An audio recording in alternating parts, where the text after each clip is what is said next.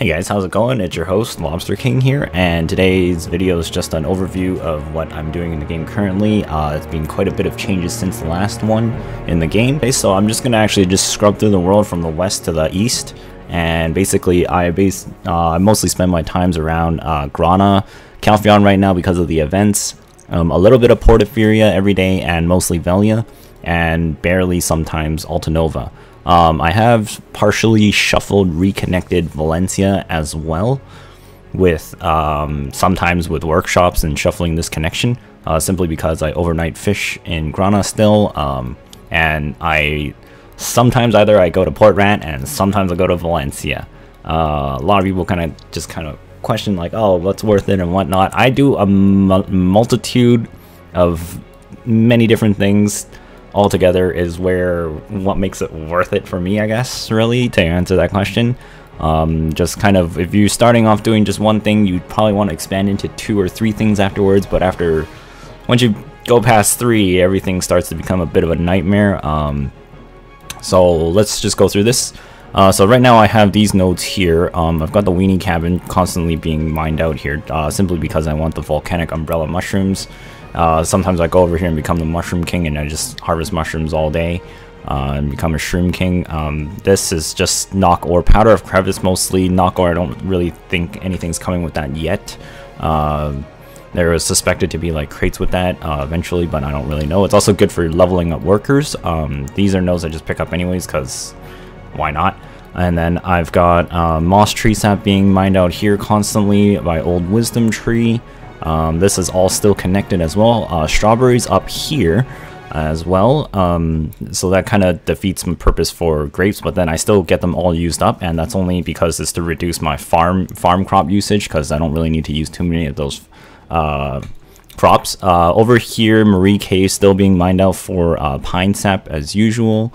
Over here, Rua tree stub is now being mined out for Trace of Force and Traces of Despair, and also for those extra bone fragments for just free cash over time. To get enough, like 10,000 or something, I dunk it into NBC. It hands in about, like, you know, 1 to 3 mil, 5 mil or something over a period of time. Portaferia still is isolated into just three nodes for the octopus. Calphion here is kind of not really going on much here, actually. I actually want to disconnect. Actually, I can take this out. This does not need to be connected. This was merely for the koi pond, for the Ellie mystical lake. A lot of people are there right now, which generally I don't like to go to where everybody is, so I'm not there anymore. These 2 things I should disconnect this, but then like the workers don't really have anything to do, which is the thing I have problems with. The wheat and the paprika, I just don't really need those, because I am also have Olvia isolated. What I'm going to do here is that I'm going to take out the paprika and the wheat and this node itself, so that should refund me more CP, and then reinvest it into here for olives, and olives will be the replacement for the paprika, and I don't go through that fast enough anyway, so there's no point for me to go for it, and then that means I free up some workers, less spear usage, and more storage, easier storage management, and better uses of my resources. Olvia is completely isolated. There's no point for me to have it connected at this point other than to get some grapes over here. I don't have any use at all for Olvia to be connected, so that's gone. There's all these in-between nodes that I used to gather mushrooms from. Those are all gone as well. I take them all from different areas around here.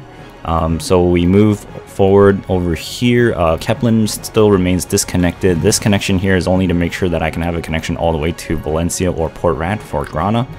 We head over to the northern plain of Serendia. These silver azaleas are constantly being taken for alchemy purposes, traces of savagery, maple timber, and red tree lump.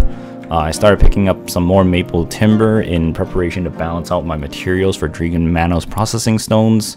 I also have a shit ton of timber over here that needs to be processed, but we'll do it way later. Gonna slowly transport my crates from Calphion over to Tariff as well. I refuse to walk my crates over. Too lazy to do it. Most of the time my trading experience comes from fishing.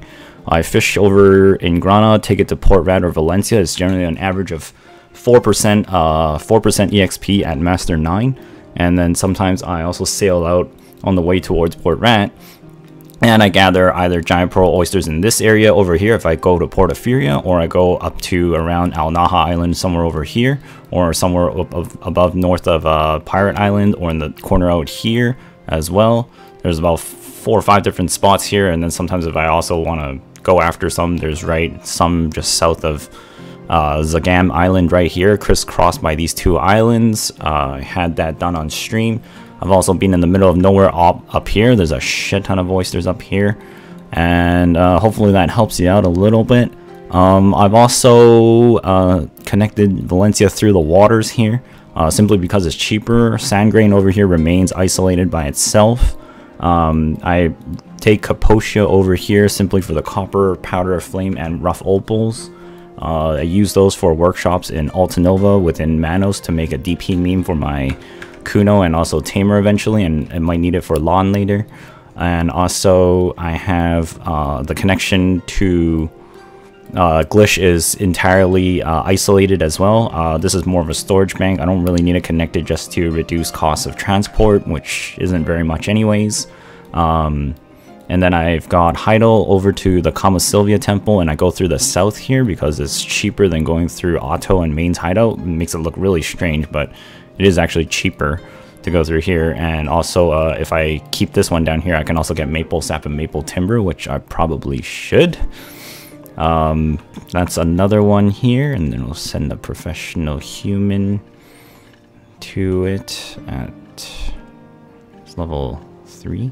Oh, yeah, let's send him there. Okay, so I've got that going now. And then we have Acacia still being mined out here, but I should mine out White Cedar up here, Medea Northern, and Elric Shrine to balance those out with either Terraform workers or Altanova workers, because I got a lot of dudes just sitting here doing nothing. Omar Lava Cave still going for the zinc with Powder of Time mostly is what I want from it. The platinum and the zinc is just a bonus. Coal is where I mostly get it from here because it also provides rough rubies and more powders of crevice for alchemy. And we head over to... what else am I missing here? And then we've still got wool. This is to create life skill clothes. I have a goblin that can pump out like 4 of them every 15 minutes, so that can actually erase all these resources really quick. I had 7,000 of these, and in about 2 or 3 days he ate up like 4,000 of these things, and that takes a lot of processing, so I stopped doing that for a while.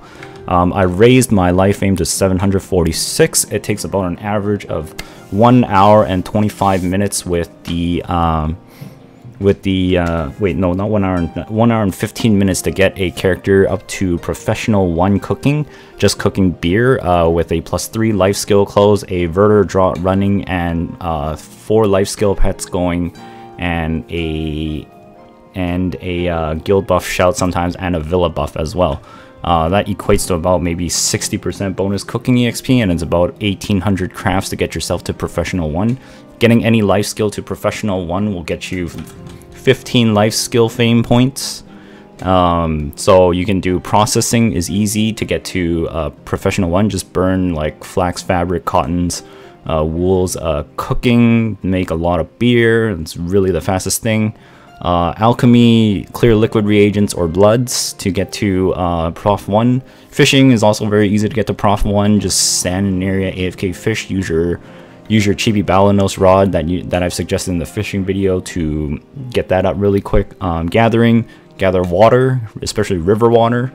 That's never a loss, especially now that you can get deep blue hoof roots from it, which goes towards T9. And then afterwards, we've also got Ilia Island here is actually quite expensive, but it's still going. This is about like 8 CP locked up in that one island there, or 9 even for the connection to the island. It's constantly getting me oysters, but it's not, I don't know if it's really worth it, but I do get a lot of junkfish here, which I should be able to craft out all of them with just 100 durability tools, but then that requires a lot of grain to be grounded down into flour to turn them into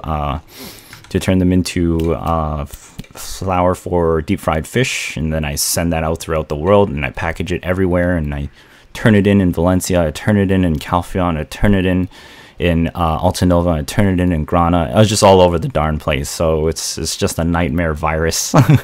And then Valencia, we finally reach up to Valencia over here. Valencia over here, we've got this on Kato Harbor repeatedly gets shuffled with CP being connected. I have a bunch of farms right over here out of Velia still. This is to get to Master 1 farming. I'm at Artisan 10, 75%, 25% more to go.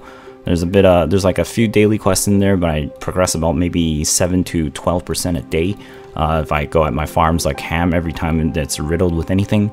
Up here we've got these ores that I still continuously gain, titanium, vanadium, and then powder, vanadium, and then the rough blue and violet crystals. I haven't really found a use for them yet, other than maybe turn them into mineral workshop benches and make those amulets for trade. But I don't really know if that's really worth doing anything with that at the moment, and I'm too lazy to figure that out at the time being, because I'm doing this whole trading EXP thing with underwater gathering and also trying to make myself life skill belts. I blew up a few things and then I decided to just make a life skill belt of Duo Manos Golden Coral. So now I'm more focused on life skilling. I'm going to wear this plus all my buffs. I have about like 2.6k LT. Some people are like, what the shit? Why do you need 2600 LT? The long term is to also probably find a weight fairy and also preparation for Dregan's Manos processing stones, so that I could have about 3,100 overweight with the fairy if I get that skill. If not, it's not the end of the world. 3,100 is insane. 2,600 is already a lot. And then also the fishing overnight and the underwater gathering, a full inventory of about 156 slots into a trade of either Port Rant or Valencia with the desert buff equates to about anywhere from 20 mil to 27 mil. And because they're in the previous patch they buffed fishing, so now fishing I made 25 mil overnight to Port Rant, and if I took that to Valencia it'd be close to 35 to 38 mil from fishing overnight. That's approximately about 6 to 7 hours of AFK, close to 8 when the inventory is full. And then I'm also preparing skill gear for LAN. Other than that, that's what's going on with here. And then I've started pushing towards a T9 horse as well. The T9 horse, I'm going towards it because I decided I don't really need to wait for a Doom horse, because I could use all 3 different kinds of horses. If I get a Pegasus, I would start island hopping from the cliffs, and then I don't really need a sailboat anymore. And because I have an arc map, I can also teleport out of those places most of the time. And swimming away from it and whistling my horse onto an island just for some height to Pegasus glide onto the islands is not too difficult. If I get the unicorn, then I can blast through the desert in about 1 or 2 minutes, which saves me time on the trip, considering how many times I go through the desert running on feet all the time, as you guys have seen on stream. And if I get the Doom horse, then great, I've got the aesthetic horse that I want. So all 3 are a winner to me, so that's why I'm now spending more time doing my own daily Kama Sylvia route grind that I showed on CP video already to get the 55 peridot leaves, and also the Roneros fragments, which you can burn down to turn them into pure force breaths, yielding about maybe 10 to 20% of the awakening progress per day, if not more, and then spend more of that money also buying more fragments or just doing something else with it towards that 5 billion goal for some reason, why I'm getting it for no particular reason. And then the 600 shards and sharps and hearts for no damn reason as well, and the 10,000 min frags probably just either in preparation for LAN or either that to push pen, I don't know. And then there's the Kafra stones and all those other things. But anyways, that's today's Black Desert's Overlord diary. Thanks so much for watching. Hopefully this maybe rattled your brain and you have no idea what the hell is going on anymore now, because this is what's in here. And then I also have to refocus my efforts on some real life, because some bad things really happened lately, and I gotta keep it together. And I'll take care, and I'll see you guys very soon. So hopefully I reorient my life, and I'll bring you more videos soon.